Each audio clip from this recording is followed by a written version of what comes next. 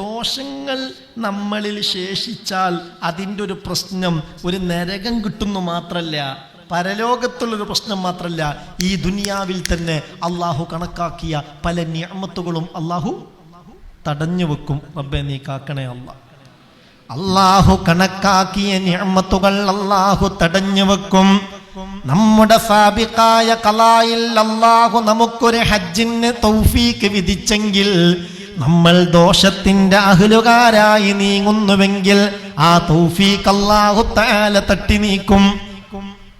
നമ്മുടെ ഭാവിയിൽ അല്ലാഹു നമുക്ക് കണക്കാക്കിയ സൗഭാഗ്യങ്ങൾ നമ്മൾ തെറ്റുകാരായി തൗബ ചെയ്യാതെ മുന്നോട്ട് പോകുന്നുവെങ്കിൽ ആ സൗഭാഗ്യങ്ങൾ നിഅമത്തുകൾ അല്ലാഹു എന്ത് ചെയ്യും?